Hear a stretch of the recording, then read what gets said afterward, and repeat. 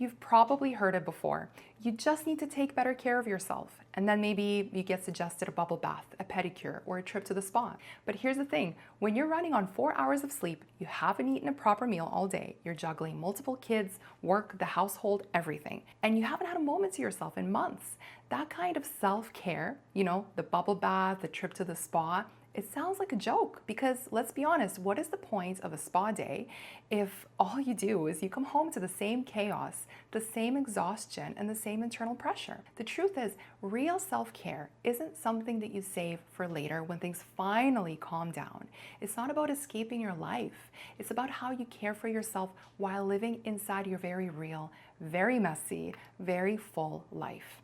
It's how you speak to yourself. It's how you show up for your body. And it's how you stay grounded in the middle of all of the chaos. Hey friends, welcome back to day 5 of the Motherhood Reset. Over the last few videos, we've talked about letting go of perfection, we talked about setting boundaries, and just reframing some of our mindsets. And today we're gonna get real about self-care, okay? Not the treat yourself kind of self-care that you often hear about. It sounds nice, but it often doesn't stick. I'm talking about the kind of self-care that actually helps you survive and thrive in this beautiful, messy chaos of motherhood. So let's dive in. So I read about wellness a lot. I read books about it, I go to conferences, I'm always absorbing more information about the topic, and I can't tell you how many times I have come across solutions like lighting a fancy candle or making a fancy green smoothie with like 10 ingredients, or this is a favorite of mine, doing this like very specific yoga pose during a very specific time of day when the sun hits you just right, or a spa day or a weekend with the girls. And yes, while these things, they sound good, they feel good, and maybe temporarily helpful, once they're done, you still return to the chaos, right? You're still thrown into the same anxiety state all over again. So the truth is, you don't need just one me day every once in a while. What you really need are small everyday tools that help you stay steady and grounded and refilled. Something to help you care for yourself while you're in the middle of your busy, messy real life. So let's get into 4 simple ways you can start doing that, okay? Even with a million things happening around you. Number 1 is anchor your nervous system first. So when your anxiety spikes and you feel overstimulated, you don't need to push through. What you do is you need to pause and do some deep breathing. And I know this sounds a little cliche, right? We always hear about like, just breathe, but there's a really powerful explanation behind it. See, when you're overwhelmed and when you're anxious, what happens in your body is you go into fight or flight mode, right? So this causes your heart to race, it causes your muscles to kind of contract and tense up, maybe like your jaw clenches, and your brain kind of gets into stuck in like overdrive. So this is your nervous system reacting like there's a danger, right? Even if the danger is just a messy house or a screaming toddler, a million other things on your plate. And deep breathing is like pressing a reset button. So when you slow your breath on purpose, especially with like rhythmic breathing that I'll talk about in a second, you're sending a signal to your brain that says, hey, you're safe, you can calm down now. So what this does is that this activates your body's rest and recover system, okay? So your heart rate slows, your muscles relax and loosen, and your brain becomes a little bit clear. So your brain fog kind of goes away.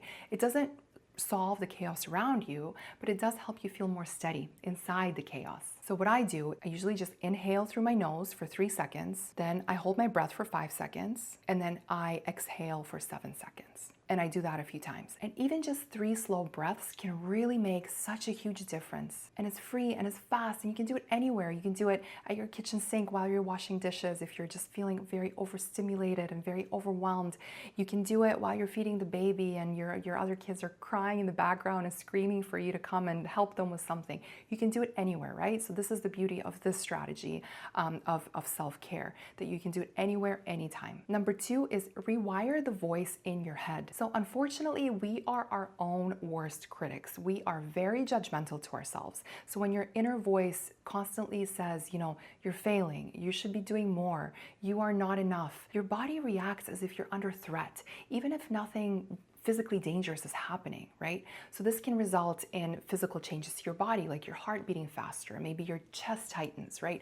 Maybe you start feeling tense, maybe your brain starts feeling scattered, and maybe your emotions, you start feeling a little bit angry. But when you start to replace those thoughts with more truthful, more compassionate ones, for example, I'm doing my best with what I have. It's okay to rest, it will help me function. It's okay to not have it all together. Once you say these positive messages to your mind, your body starts hearing these messages too. And it doesn't mean that you're ignoring your problems, right? It just means that you are creating a calmer, safer internal environment for yourself so that you're not constantly fighting yourself on top of everything else that you have to do. And the more that you practice it, over time, your stress doesn't build up as fast or sound as loud. And with this technique, you'll notice that you're not just surviving through the day, you're supporting yourself through it. And that is the most important part, is not to just survive, but to feel good while doing it.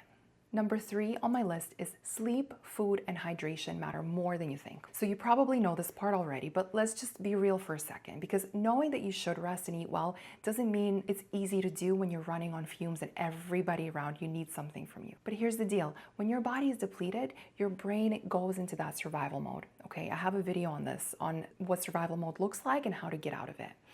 But in short, a lack of sleep, for example, when it comes to like sleep and nourishing yourself, a lack of sleep makes it harder to think clearly.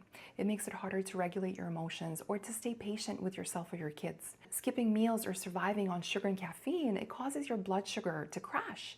And that crash can feel exactly like anxiety. And when you're not hydrating yourself properly, dehydration can trigger headaches.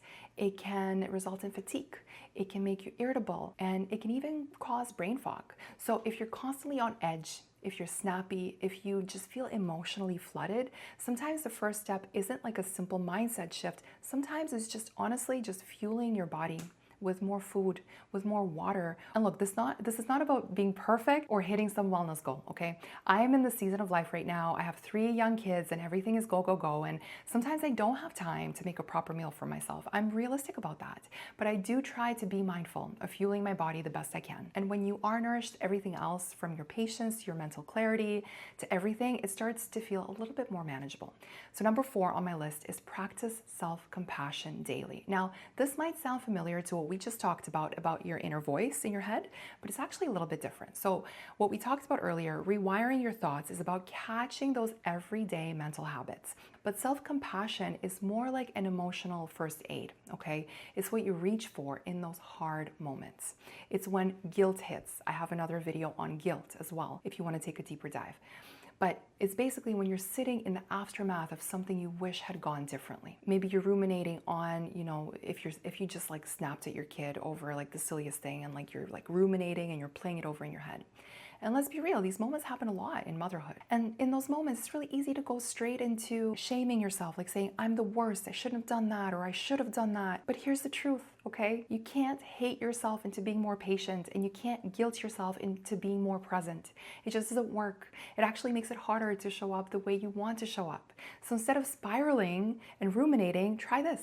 Pause and maybe put your hand over your heart. This works in the same manner as the breathing technique because it calms down your nervous system. And say to yourself, that was rough. I did not handle it how I wanted to handle it, but I am learning. I'm still a good mom. These tiny words make such a big difference in how you see yourself. And this tiny shift helps your body come down from stress. And it teaches your brain that you are still safe even after you make a mistake. Think of it kind of how you would talk to your child if they were upset after messing up. For example, today we took our kids to the park because we wanted to teach our older child, our 6-year-old, how to ride a bike without the training wheels. And she kind of got on and she was a little bit unsteady. She was excited to try it, but she fell down a few times and she kind of felt defeated and she didn't want to continue to keep going. I didn't scold her. I didn't say like you should have known better. No, I didn't do that. I said, it's okay. You are learning. You're trying. It will take time for you to actually learn how to ride a bike, but you're learning, and that's such a wonderful thing. You're not failing, right? Like, this is the type of thing that we tell our kids, and we deserve the same kind of grace because the voices in our heads are not very kind to ourselves.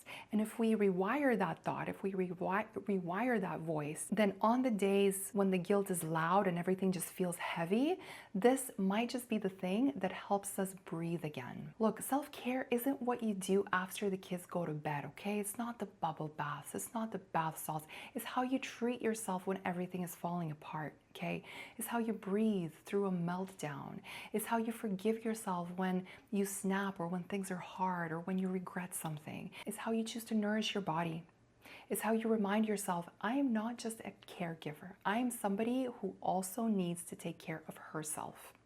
So no, this version of self-care isn't glamorous and it doesn't come with scented candles or those bubble baths that you read about, but it might just help you make it through this week. And it might just help you feel a little bit more steady, a little bit more whole, and a lot more grounded. By the way, if we haven't met, I'm Eva. It's really great to meet you, and thank you so much for spending this time with me. I hope you found this video helpful. I'll see you in the next one. Yeah, have a beautiful day, and I'll see you soon. Bye.